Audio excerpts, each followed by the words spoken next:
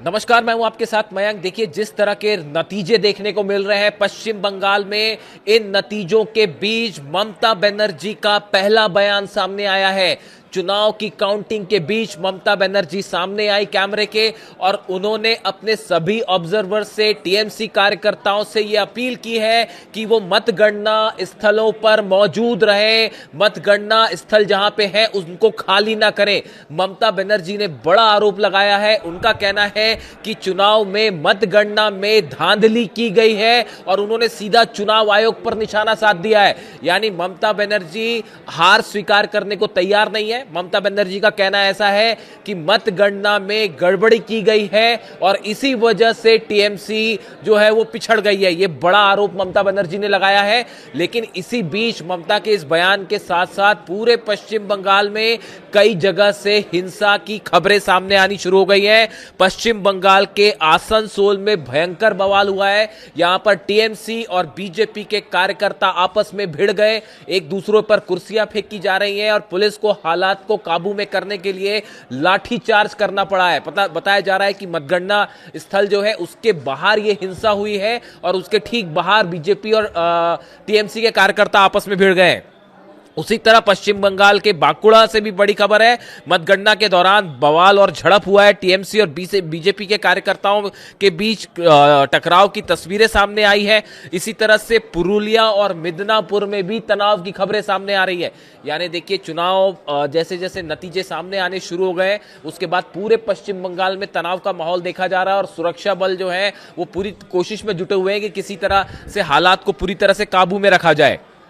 इसके अलावा देखिए, जब मतगणना शुरू हुई उस समय भी भवानीपुर क्षेत्र के सखावत मेमोरियल स्कूल के मतगणना केंद्र के बाहर टीएमसी और बीजेपी के मतगणना एजेंटों के बीच कहासुनी हो गई थी।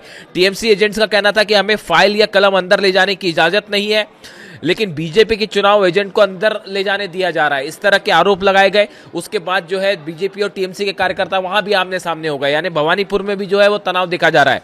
इसी बीच कोलकाता पुलिस ने एडवाइजरी जारी कर दी है कि जब तक उनकी इजाजत ना हो उसके बिना पश्चिम बंगाल में, पूरे पश्चिम बंगाल में, कोलकाता में किसी तरह का जीत का जुलूस ना निकाला जाए, किसी तरह की कोई रैली ना की जाए। जीत के लिए जो है किसी तरह के कोई रैली ना हो या जुलूस ना हो, वरना हालात बिगड़ सकते हैं और बिना पुलिस की परमिशन के किसी भी तरह का कोई विजय जुलूस निकालने की इजाजत नहीं है। यानी देखिए, एक तरफ ममता बनर्जी का बयान सामने आया है जिसमें वो नतीजों पर सवाल उठा रही है, बेहद गुस्से में दिखाई दे रही थी ममता बनर्जी, और उसके बाद बंगाल में कई जगह से जो है वो हिंसा की खबरें और तनाव की खबरें सामने आनी शुरू हो गई है। इस बीच जो नतीजे सामने हैं उसमें बीजेपी को एक बहुत बड़ी जीत होती दिखाई दे रही है। সবাইকে নমস্কার জানিয়ে বলছি, প্লিজ দয়া করে কেউ কাউন্টিং এজেন্টরা এবং প্রার্থী ক্যান্ডিডেটরা তারা ভোটিং এলাকা ছেড়ে আসবেন না।